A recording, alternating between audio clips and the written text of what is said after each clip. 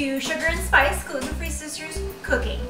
I am Laura, otherwise known as Spice, and I will be making for us today a pie crust. Part of Thanksgiving is turkey and pie, and there's a variety of pies you can make: pumpkin, apple, pecan. Everyone has their favorites. This crust can be used for any of those pies, and I have a kind of a small machine, so I'm only making one. I can double this recipe to make two halves of pie crust. So to start with, we are going to start with 1 cup of flour, and I'm using Domata, which is a gluten-free flour that already has xanthan gum mixed in it. So it takes all the work out of having to combine flours, makes it much simpler. One of the first things I made gluten-free was pie, way back then, probably 10-15 years ago. My grandmother was first diagnosed, and it was like being a chemist. I had all these different flours and trying to mix it all together to make a pie crust. Now we can make it like anybody else. So we have 1 cup of Domata flour and 1/4, and we're gonna mix that with some salt and sugar. And there's a variety of recipes out there you can choose. I chose a butter recipe for a couple of reasons. Get this going here. Mix it in your food processor. And one of the nice things about this butter recipe is it's going to be a little flakier, and also using the food processor is going to help with some of the graininess that you get with the Domata or with any gluten-free flour. So we've mixed together our flour, salt, and sugar, and then we're going to slowly add in our butter.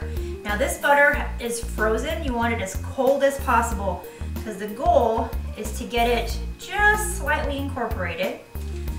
I'm going to throw all this in here, and we're going to start mixing together.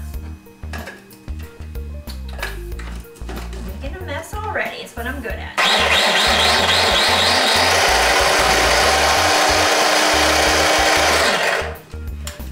Uh-oh, come on.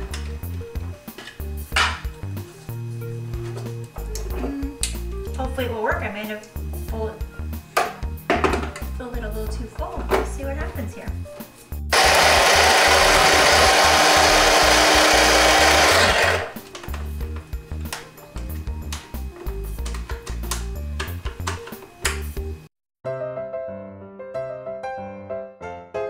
This magic bowl doesn't have the kind of really oomph I need, but here, you do what you have to do. We're like MacGyver in this kitchen.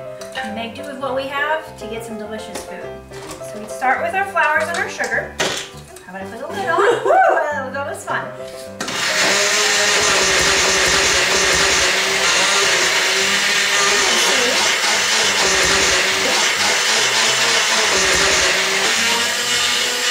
It just doesn't really have, I don't know the fancy terminology, really oomph I need. The torque. Thank you, cameraman Matt, for helping me with that language. Because I don't have a lot of power in this, I chopped my butter up a little smaller than you would necessarily need to. I'm trying to help the mixer out a little. So this is 1 cup of butter, or 1 whole stick, and I'm using real butter. As Courtney said in our other video, it's Thanksgiving. Now this should be fun. This probably isn't going to work like I want it to, but that's okay.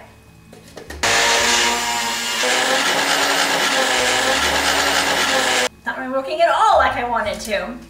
This has not been my evening for machines. Bear with me. The goal is to get pea-sized chunks throughout your flour of the butter. And I'm going to just get as best I can. And I'm going to tell you what, if you can't tell, one of my greatest talents in the kitchen is making a mess. The food tastes delicious. It's like a whirlwind as you cook it. And unfortunately, now that I'm an adult, I have to clean the kitchen. It was nice when I was a teenager, my mom would come clean it for me. But now, the responsibilities.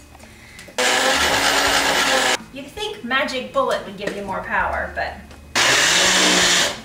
please note, this is not the recommended way to use this machine, but like I said before, you do what you have to.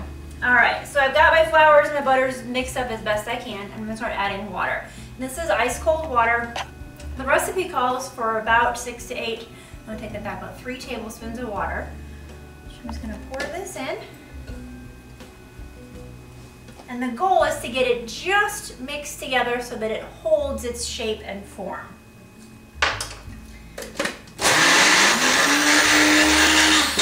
would mix, it would be amazing. I think I'm about ready to kill Courtney's magic bullet here.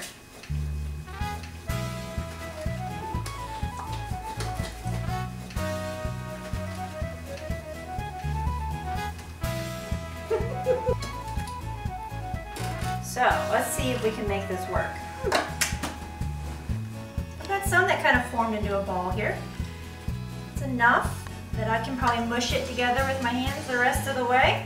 That's really all we want. I'm adding just a little bit more water. Some of it's sticking together well, some of it's not sticking together so well. So we're just gonna... And you know, at the end of the day, it's butter and sugar and flour mushed together. It will still come out delicious in the end. Nobody will know the difference. Terrible. It's real life. It is real life. Oh my God. There we go. Now I've got pretty much a ball of dough here.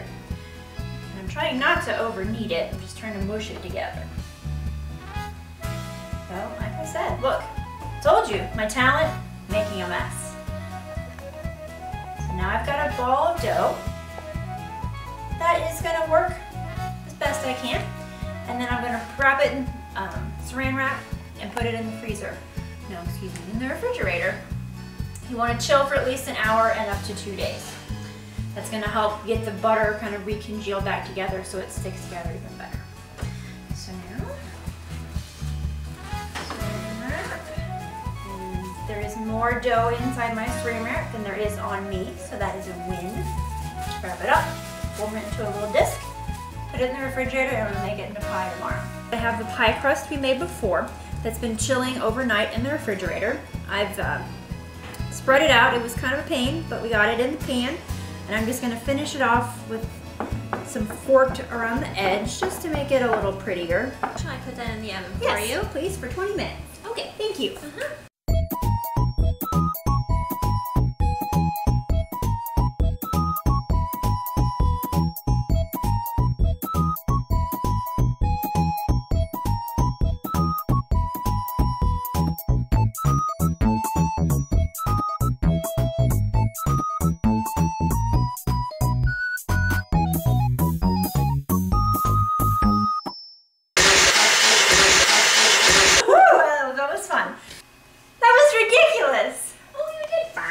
You sure? Yeah. Okay. Turn off the camera.